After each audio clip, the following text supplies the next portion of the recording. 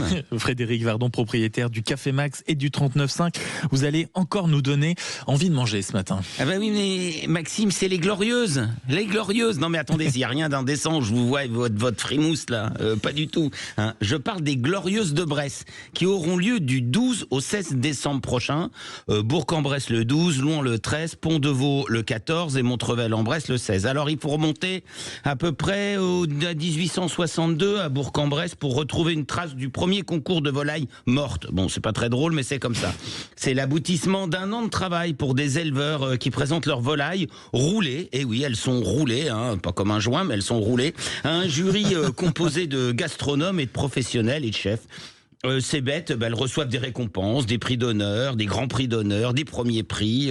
Les prix d'honneur pour le chapon, lui, il repart avec un vase de Sèvres offert par la présidence de la République. Très chic. Ah oui, c'est donc comme quoi ça a une grande valeur.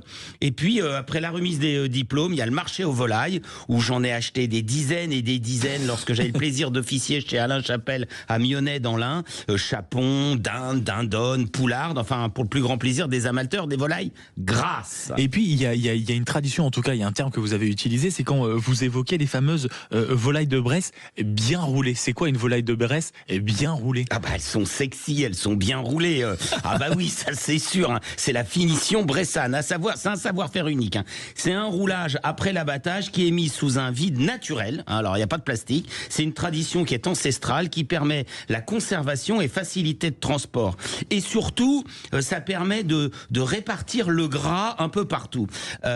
Aujourd'hui, c'est inscrit dans le cahier des charges de l'AOP. Alors après l'abattage, le plumage à la main, le lavage, la volaille est enveloppée dans une toile végétale, très très fine, cousue comme un corset très serré. Alors on pourrait presque se retrouver au XVIIe siècle, hein, et tout ça, ça remonte bien ce qu'il faut. Le corps devient une pièce moulée, persillée de fine graisse, et comme les plus belles volailles maturées, voilà, sont les meilleures. Et ce que vous décrivez, c'est en réalité un véritable parcours d'excellence. Ah bah non, mais c'est pire que... Ce sont des bêtes de concours, ce sont des joyaux, ce sont des rubis. Alors il y a l'identification de la volaille qui est...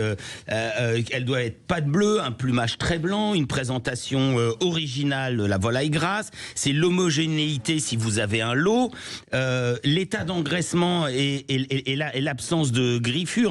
La peau doit être parfaite, légèrement quadrillée, presque comme un nid d'abeille. La couleur crème, l'œil très clair et surtout pas vitreux. Et puis enfin l'emmaillotage bien serré comme Madame Bovary et surtout les ailes et les pattes enfouies dans la graisse. On ne doit pas l'avoir, ça doit ressembler à un ballon de rugby. Moi j'attends ce moment chaque année avec impatience. Pour moi c'est le reflet du savoir-faire de nos éleveurs, le respect de la limace, l'excellence du produit.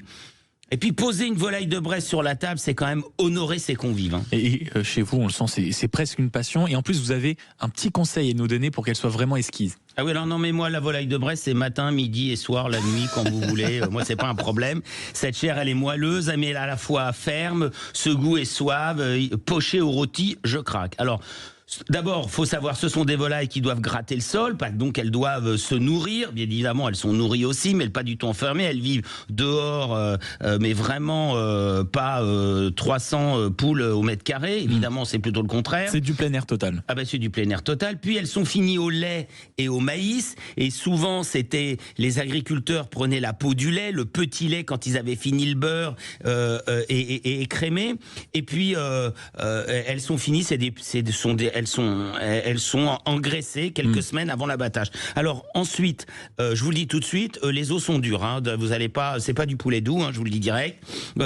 C'est pas aux antibiotiques. Ça, c'est du poulet, monsieur. Hein. Et la petite astuce, si jamais on la met dans le four, comment on fait? Alors, la petite astuce, si vous prenez une grosse volaille, moi je vous invite à faire ce que faisaient les anciens, c'est-à-dire qu'ils la pochaient. Vous prenez une grosse bête, une dindonne pour votre réveillon, vous la pochez 30 minutes dans un bouillon.